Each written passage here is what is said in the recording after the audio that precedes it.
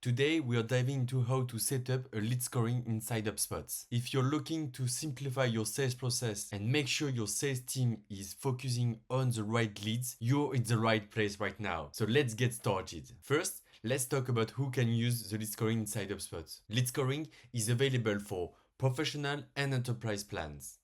One important thing to note is the difference between standard lead scoring and predictive lead scoring. While standard lead scoring allows you to manually set criteria for your lead scoring, predictive lead scoring leverages AI to predict which leads are more likely to convert right now. Using predictive machine learning algorithm, HubSpot analyzes your current customers to determine a probability for your current contact to become customers within 90 days. You get two properties inside contacts: likelihood to close and contact priorities, to help you analyze and segment your contacts based on the predictive score. For example, for the property likelihood to close, a score of 22 means the contact has 22% chance to be a customer in the next 90 days. So if you worked 100 contacts with a score around 22, it means in 90 days, according to the predictive lead scoring, you'll get 22 new customers. Now, why you should use lead scoring? Well, it helps you to identify marketing qualified leads, so MQLs.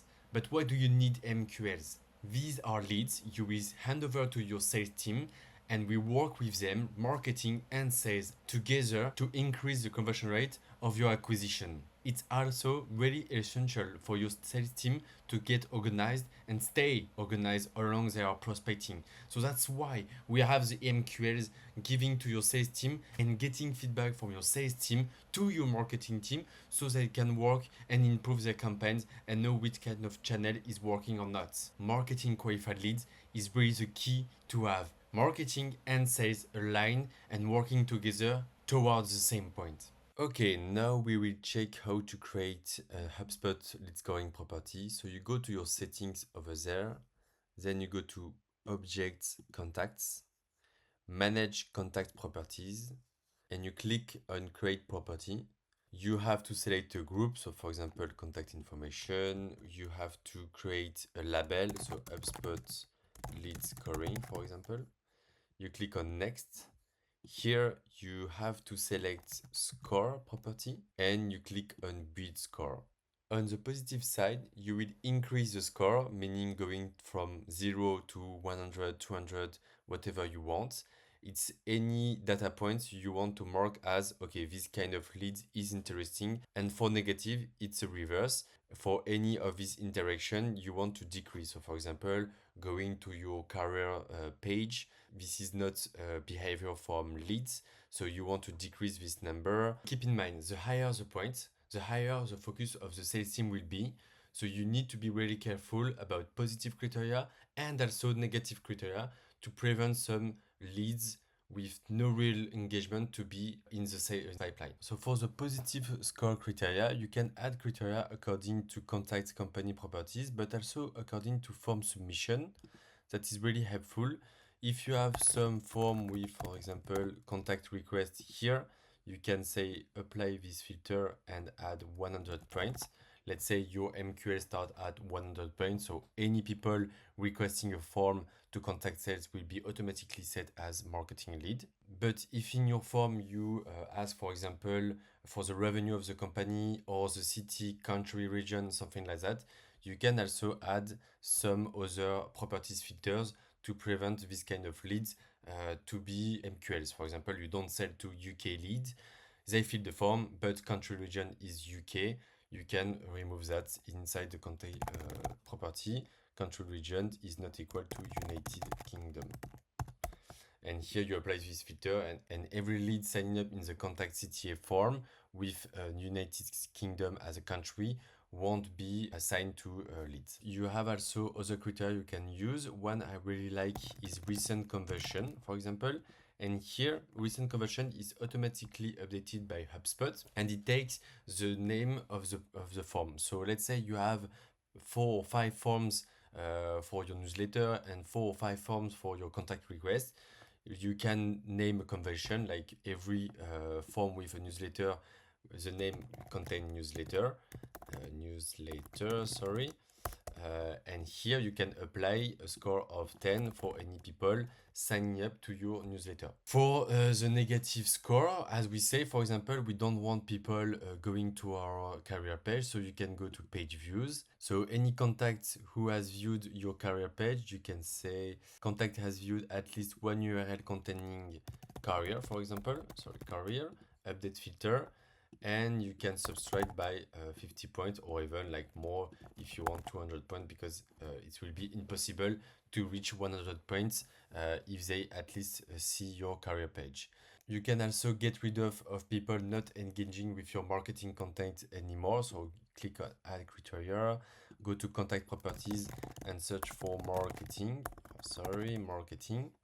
And here you see you have last marketing email open date, reply date, or send date. So let's say open date is more than 30 days ago, and you can apply -10.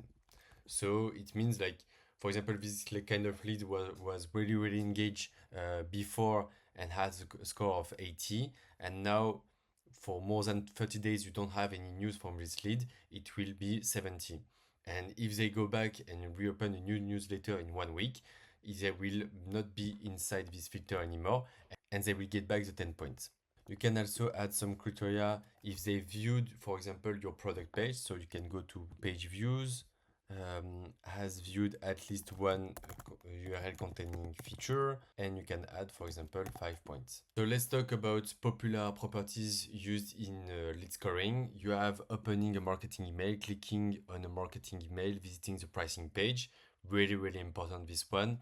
Downloading a white paper so you can get some leads who has not really requested a contact form with your sales, but engaging with your content.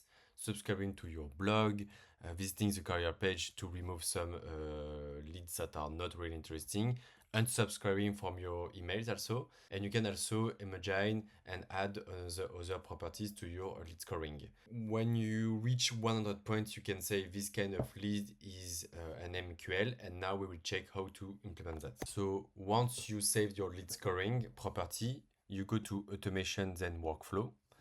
You click on create workflow from scratch, select on the contact base, click on next.